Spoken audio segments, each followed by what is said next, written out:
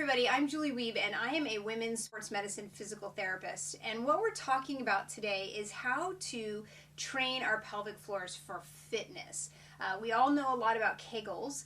They've had some good press and some bad press lately, but what I'm actually hoping to talk to us about today is moving beyond Kegels. How do we move our programs into more functional work for our pelvic floors? Because the current idea about just contracting and relaxing an isolated pelvic floor is actually not how we train any other muscle group in the body.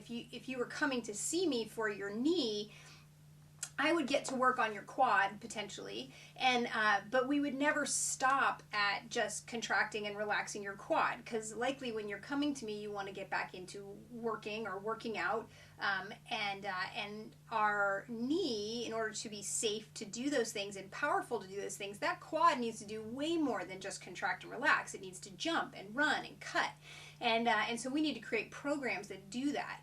Yet that's not really what we've ever done for the pelvic floor. So we need to start moving the pelvic floor back into, or really for the first time, into fitness programming in the way that it functions, because it really is a powerful ally for us to not only protect our continence. That's the only thing people really talk about when it's related to the pelvic floor, but it's also a really powerful ally to protect our hips and our low back and our pelvic joints from injury, but it also helps us with our performance. We can perform better if our center is really sturdy, because the pelvic floor is helping to control that. We can be really powerful and have really good results from our fitness programs, rather than compensating through our fitness programs and getting hurt or leaking. So in order to change how we're using our pelvic floors within our fitness programs, we really need to understand a little bit more about how the pelvic floor actually functions. So I'm just going to give you a couple fun facts about the pelvic floor, some things you may not know. And the first thing to understand is that your pelvic floor, we have some really nice studies about this, the pelvic floor actually turns on to help control our pelvis before we move. So before you do some kind of fancy dance move in your Zumba class, your pelvic floor turns on before your arm moves. And so we can actually connect your pelvic floor back into arm movements, and we just made a pelvic floor arm exercise. So another really fun fact about the pelvic floor is that it doesn't pull off, creating stability in the pelvis so that the arm can do its job really well during Zumba by itself. It's actually part of a team.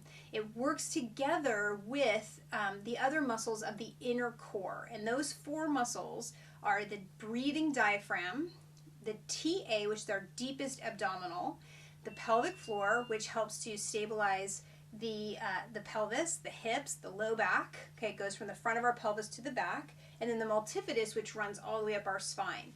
Those four muscles are constantly interacting in order to pull off that stability through every motion that we make, and it's all happening before the movements begin.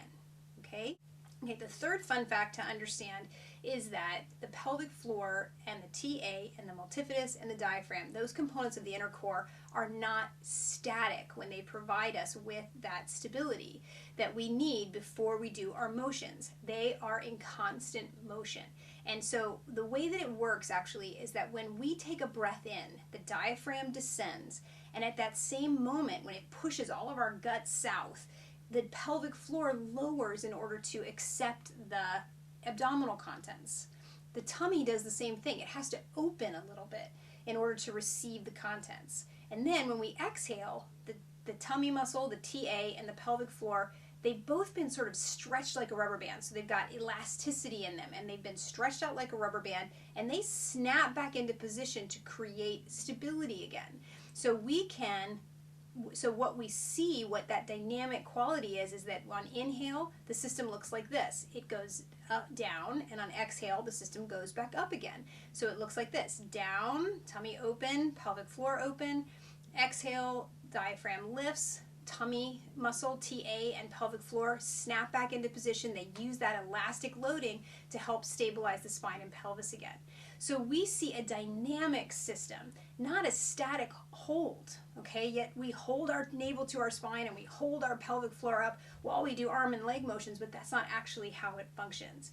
So now we understand those three really important pieces. The pelvic floor is a part of a team. That team works before motion begins in order to create stability in our pelvis and in our lumbar spine, our low back.